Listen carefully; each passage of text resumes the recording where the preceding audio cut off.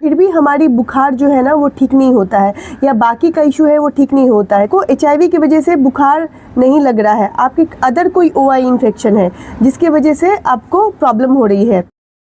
Hello everyone, आप सभी का बहुत बहुत स्वागत है।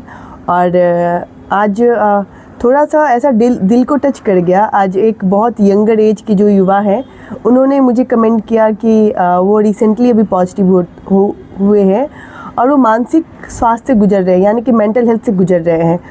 डेफिनेटली मैं समझ सकती हूँ कि आप जो फेस कर रहे हैं, क्योंकि सेम इसी उम्र में यानी कि 18 साल की उम्र में ही मुझे भी HIV के बारे में पता चला था। और उस टाइम पे मैं बहुत मेंटली डिस्टर्ब थी। आप अगर मेरे सारे वीडियो देखोगे तो आपको समझ में आ जाएगा कि मैंने क्या फेस किया था।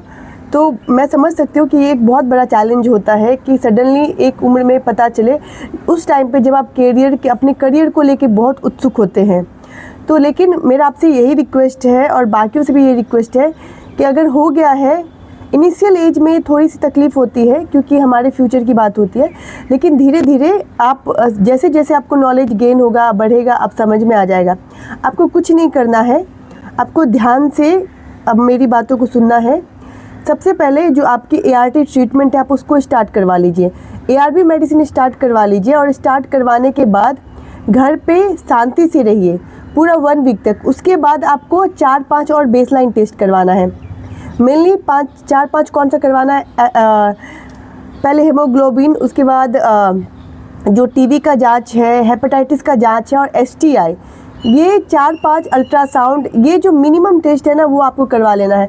कई बार क्या होता है ना कि हम HIV का मेडिसिन स्टार्ट करवा लेते हैं और फिर भी हमारी बुखार जो है ना वो ठीक नहीं होता है, या बाकी का इशू है वो ठीक नहीं होता है। तो मुझे यही बताना है कि उसकी वजह से नहीं होता है, ठीक है? यानी कि आपको HIV की वजह से बुखार नहीं लग रहा है, आपके अदर कोई OI इन्फेक्शन है जिसकी वजह से आपको प्रॉब्लम हो रही है। उसके लिए आपको TB भी हो सकता है कि आपको STI है। जब STI यानी कि सिफिलिस होती है तो आपके बहुत से छोटे छोटे दाने हो जाएंगे, गुप्तांगों पे दाने हो जाएंगे, आपके पूरे बॉडी पे पैचेस हो जाते हैं, और कई बार तो मुंह के अंदर भी पैचेस हो जाते हैं, वाइट पैचेस हो जाते हैं। तो वो सब STI का इशू है। तो वो आप ज़रूर एक बार जांच करवा लेना, मेरा आपसे ये रिक्वेस्ट है। और उसके बाद आपको 1 से 2 महीने आपको अपने आप के लिए टाइम देना है। मेडिसिन स्टार्ट करवाने के बाद सेम मेरे साथ भी हुआ था। मुझे भी जब HIV के बारे में पता चला था तो मैंने 3 साल तक मेंटल हेल्थ में रही थी।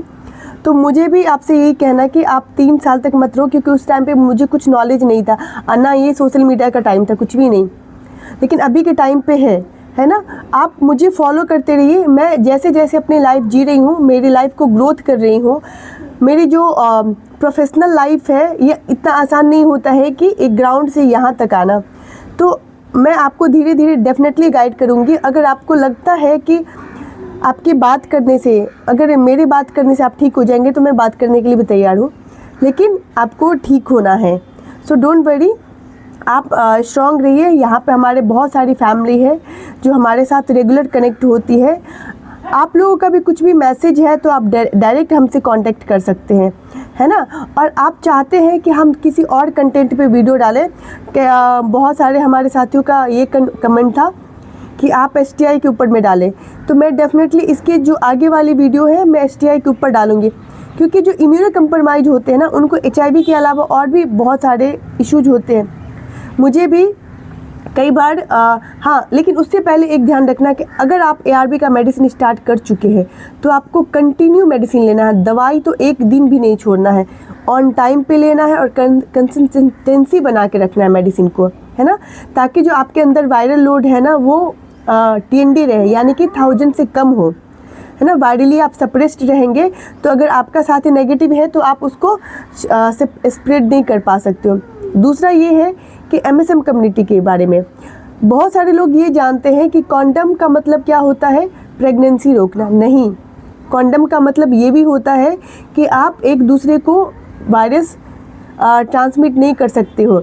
अगर आप male to male MSM community से है तो उस टाइम पे भी आपको कॉन्डम का यूज करना है ना।